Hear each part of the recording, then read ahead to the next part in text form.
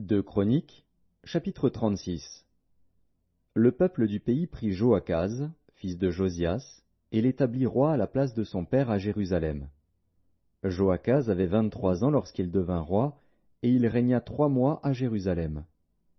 Le roi d'Égypte le destitua à Jérusalem, et frappa le pays d'une contribution de 100 talents d'argent et d'1 talent d'or. Et le roi d'Égypte établit roi sur Juda et sur Jérusalem Éliakim, frère de Joachaz. Et il changea son nom en celui de Jojakim. Néco prit son frère Joachaz et l'emmena en Égypte.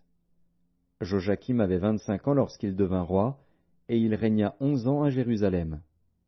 Nebuchadnezzar, roi de Babylone, monta contre lui, et le lia avec des chaînes d'airain pour le conduire à Babylone.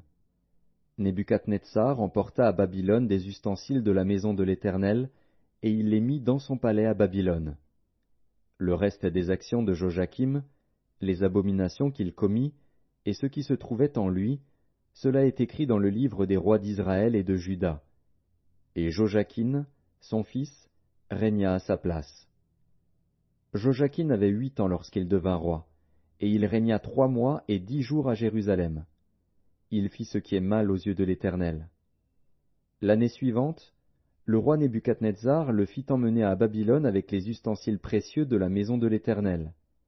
Et il établit roi sur Juda et sur Jérusalem Sédécias, frère de Jojakin. Sédécias avait 21 ans lorsqu'il devint roi, et il régna 11 ans à Jérusalem. Il fit ce qui est mal aux yeux de l'Éternel, son Dieu. Et il ne s'humilia point devant Jérémie, le prophète, qui lui parlait de la part de l'Éternel. Il se révolta même contre le roi Nebuchadnezzar, qu'il avait fait jurer par le nom de Dieu. Et il raidit son cou et endurcit son cœur, au point de ne pas retourner à l'Éternel, le Dieu d'Israël.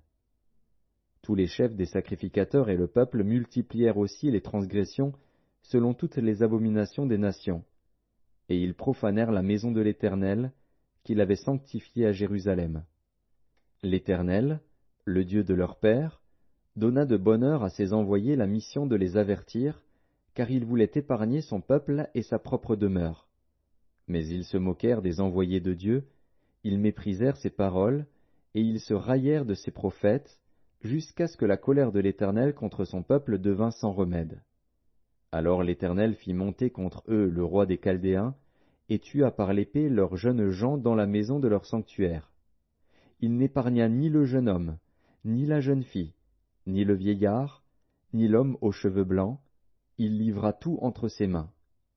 Nebuchadnezzar emporta à Babylone tous les ustensiles de la maison de Dieu, grands et petits, les trésors de la maison de l'Éternel, et les trésors du roi et de ses chefs.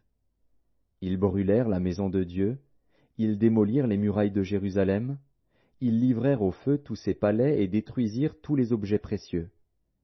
Nebuchadnezzar emmena captifs à Babylone ceux qui échappèrent à l'épée, et ils lui furent assujettis, à lui et à ses fils, jusqu'à la domination du royaume de Perse, afin que s'accomplît la parole de l'Éternel prononcée par la bouche de Jérémie. Jusqu'à ce que le pays eût joui de ses sabbats, il se reposa tout le temps qu'il fut dévasté, jusqu'à l'accomplissement de 70 ans. La première année de Cyrus, roi de Perse, afin que s'accomplît la parole de l'Éternel prononcée par la bouche de Jérémie, l'Éternel réveilla l'esprit de Cyrus, roi de Perse, qui fit faire de vive voix et par écrit cette publication dans tout son royaume. Ainsi parle Cyrus, roi de Perse.